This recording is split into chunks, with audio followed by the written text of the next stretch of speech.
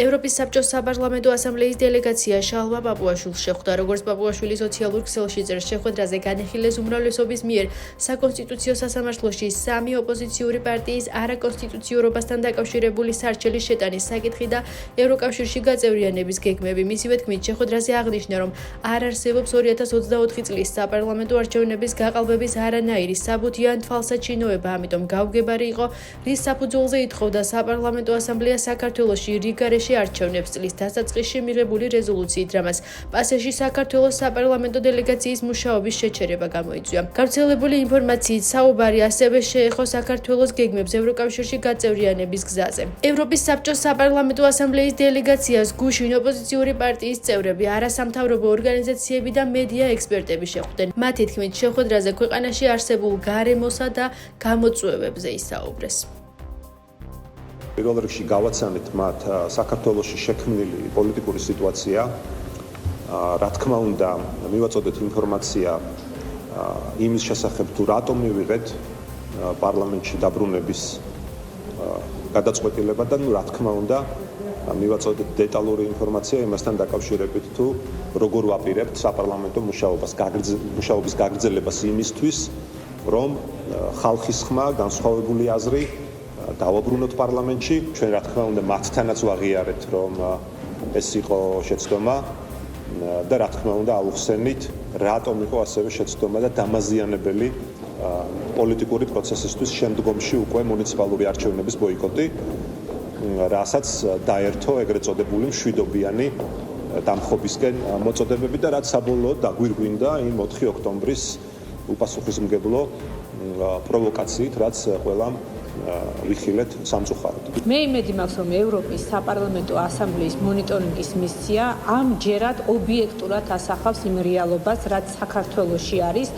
და არ ჩაწერს ისევ ანგარიში იმ ტყუილ და დეზინფორმაციულ მონაცემებს, რასაც აქამდე წერდნენ ხოლმე. შეხვედრაზე ჩვენი მხრიდან გაჟღერებული იქნა ყველა ის წითელი ხაზი, რაც საქართველოს ქართველ ხალხს უპირველეს ყოვლისა გააჩნია და რა თქმა უნდა მე ხაზგასმით ავღნიშნე ის გარემოება, რომ ის ძალადობრივი სხვადასხვა შემთხვევები, რომელიც საქართველოში განვითარდა ბოლო პერიოდის მანძილზე საერთაშორისო საზოგადოების მიერ და მათ შორის ევროპის საბჭოს საპარლამენტო ასამბლეის მიერ არ იყო სათანადო დონეზე დაგმობილი. ძნელი მისახვედრი არ არის, რომ მათი წინა ანგარიშებიდან გამომდინარე იყო მათი კითხვებიც და ჩვენ რა თქმა უნდა პირველ ყოვლისა ხალხის პოზიციები და ხალხის არჩევანის შესახებ ვისაუბრეთ და ვისაუბრეთ იმ ღირებულებებზე, რომელიც გააჩნია საქართველოს. ევროკავშირის საკითხზე ჩვენ მათ უპასუხეთ, რომ გვაქვს ახლა რა თქმა უნდა დროებით დაძაბულობა იმ რამდენიმე საკითხთან მიმართებაში, მათ შორის ეს საკითხები ისევ ეხება გამჭვირვალობის კანონს ერთის მხრივ და მეორეს მხრივ არჩევნების შემდგომ მომხდარ არეულობას, ასევე 4 ოქტომბრის საკითხებს. ამიტომ თუმცა ჩვენ ვაგრძელებთ ევროინტეგრაციის პროცესს ჩვენი მხრიდან და ვაგრძელებთ ასოცირების ხელშეკრულებით ნაკისი ვალდებულებების შესრულებას და იმედი გვაქვს, რომ უახლოეს მომავალში ეს ვითარება შეიცვლება და დიალოგი აღდგება საქართველოსა და ევროკავშირს შორის. თუ კანონი არის პრობლემა, რასაც გვისახელებენ რომ პრობლემაა, კიდევ ერთხელ ვამბობთ, რომ ამ კანონს განიხილავს საკონსტიტუციო სასამართლო და განიხილავს სტრასბურგი. შესაბამისად, ჩვენ ვიმოქმედებთ სტრასბურგის და საკონსტიტუციო სასამართლოს დასკვნების მიხედვით. მათ გამოთქვეს წუხილი, რომ ჩვენ არ მონაწილეობთ სესიებში, ჩვენ მათ უთხარით, რომ ჩვენთვის ეს არის წითელი ხაზი, თქვენ ვერ წარმოადგენთ ვერანაირი მტკიცებულება, ვერც გაყალბების, ვერც იმის, რომ რამე დარღვევას ქონდა ადგილი არჩევნებში, რომელსაც შეეძლო ხალხის ნებაზე ქონოდა გავლენა. აქედან გამომდინარე, ჩვენ მიგვაჩნია, რომ ეს ჩანაწერი არის პოლიტიკურად მიკერძოებული, არის პოლიტიკურად მოტივირებული და ჩვენ ვერ მოვითმენთ პოლიტიკურად მოტივირებული ჩანაწერების არსებობას რეზოლუციებში. ერთიანი ნაციონალური მოძრაობა ქართული ოცნების წინააღმდეგ სასამართლოს საკონსტიტუციო სარჩელით მიმდინარე კვირას მიმართავს. სარჩელი რამდენიმე ეტაპად შევა. პირველი გასაჩივრდება დროებითი საგამოძიებო კომისიის დასკვნა. მეორე ეტაპზე გასაჩივრდება ის კანონები, რომლითაც ქართული ოცნება პარტიებს კრძალავს. მესამე კი უშუალოდ მმართველ პარტიას შეეხება. ნაციონალურ მოძრაობაში აცხადებენ, რომ აღნიშნული გადაწყვეტილება პარტიამ საერთაშორისო პარტნიორებთან კონსულტაციების შედეგად მიიღო. გავრცელებული ინფორმაციით პარტიაში იყო განსხვავებული აზრები. რამდენად ღირდა სამართალწარმოების დაწყება და ქართულ ოცნებასთან პოლემიკაში შესვლა. თუმცა კონსულტაციების საფუძველზე მართებულად ჩათვალეს, რომ მოხდეს მათი მხრიდან იმ არგუმენტების წარდგენა, რომლებიც საბოლოოდ ევროსასამართლოში გადამწყვეტი იქნება. კონსტიტუციის დარღვევას, საქართველოში დემოკრატიის საფუძვლების მორღვევას და ეს არ არის რუსული კოლაბორანტული რეჟიმის მიერ მხოლოდ ერთი პარტიის წინააღმდეგ მიმართული ქმედება, ან მხოლოდ ერთი პარტიის გაუქმებისთვის გადადგმული ნაბიჯები. არ ვაპირებთ ამ ჯიბის სასამართლოს იმედად დავტოვოთ საკითხი და ბუნებრივია ყველა იმ ეტაპს გავივლით, რაც აუცილებელია იმისათვის, რომ ეს საქმე წავიღოთ ევროპულ სასამართლოში. მშვიდობიანი ფორმებით ეცდებიან ბრძოლას, თუ გამოიყენებენ კონსტიტუციურ გზებს, ეს არის რა თქმა უნდა მისასალმებელი, იქიდან გამომდინარე, რომ მათ ფაქტიურად თავისთავად თვითონ აიკრძალეს საკუთარი ძალადობრივი და იმ სიტუაციის გამწვავებით, რომელიც ჩვენს ქვეყანაში არის და მუდმივად ნაციონალური მოძრაობა და ნაციონალური მოძრაობის განაყოფები გვევლინებიან ქართული ოცნებისთვის დამხმარე რგოლად. დიდი ოდენობით თანხების მოტყუებით დაუფლების ფაქტზე დაკავებულია სფერო ჰოლდინგის დამფუძნებელი გივი წულეისკირი. სფერო ინვესტის დირექტორის მიმართ კი სისხლის სამართლებრივი დევნა დაიწყო. როგორც პროკურატურაში გამართულ ბრიფინგზე აღინიშნა, ბრალდებულთა ქმედებების შედეგად მოქალაქეებისთვის მიყენებული ზიანი 12 მილიონ ლარს აღწევს.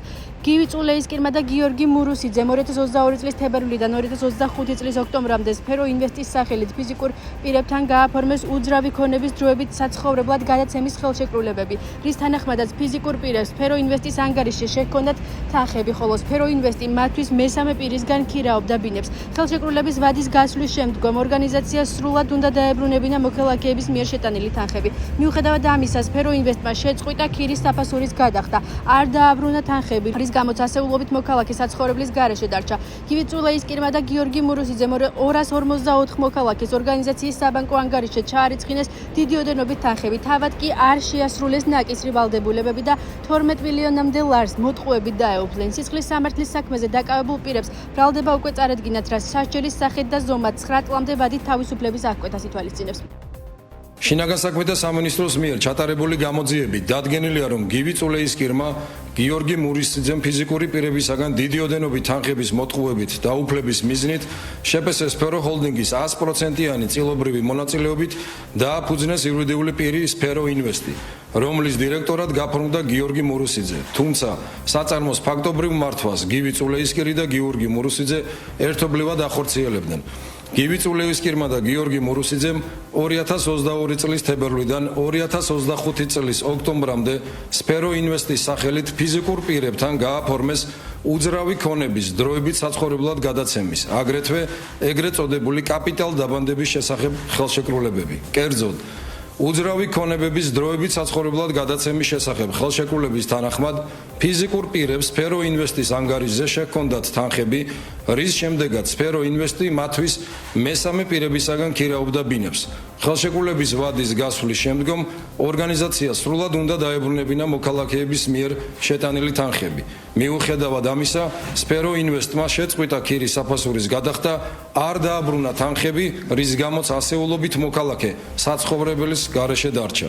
გივი წულეისკირმა და გიორგი მურუსიძემ ზემოაღნიშნული ხერხით 254 მოქალაქეს ორგანიზაციის საბანკო ანგარიშზე ჩაარიცხინეს დიდი ოდენობის თანხები, თავად კი არ შეასრულეს ნაკისრი ვალდებულებები და 12 მილიონამდე ლარს მოტყუებით დაეუფლნენ.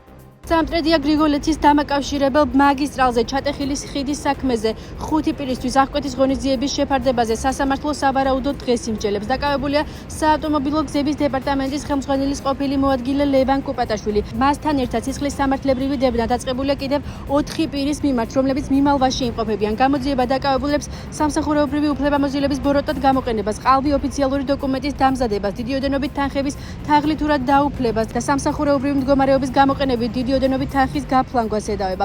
სამტრედია გრიგოლეთის მაგისტრალზე აშენებული 800 მეტრიანი სახიდე გადასასვლელი მშენებლობის დასრულებიდან მალევე ჩაინგრა. დემონტაჟის და დამატებითი აღდგენითი სამუშაოების შედეგად სახელმწიფომ ამ პროექტით 16 მილიონის ზარალი ნახა. გამოძიების მიხედვით თაღლითურად თითქმის 4 მილიონი ლარი მიითვისეს. შინაგან საქმეთა სამინისტროს კახეთის პოლიციის დეპარტამენტის თანამშრომლებმა 3 პირი ყვარლის საკრებულოს თავმჯდომარე გივი ზაუტაშვილი, მისი ძმა ნიკა ზაუტაშვილი და ყვარლის მერის მოადგილე ლევან გელაძე ძალადობის ბრალდებით დააკავეს. გამოძიებით დადგინდა, რომ მიმდინარე წლის 8 ნოემბერს ყვარელში ყოფით საკითხზე დაწყებული კონფლიქტისას ნიკა ზაუტაშვილი, გივი ზაუტაშვილი და ლევან გელაძე ერთმანეთს ჯერ სიტყვიერად, შემდგომ კი ფიზიკურად დაუპირისპირდნენ. ამავე დაპირისპირებისას ნიკა ზაუტაშვილმა ლევან გელაძეს ბლაგვის საგნის გამოყენებით სახის არეში დაზიანება მიაყენა. პოლიციამ 3-ვე მათგანი ბრალდებულის სახით დააკავა.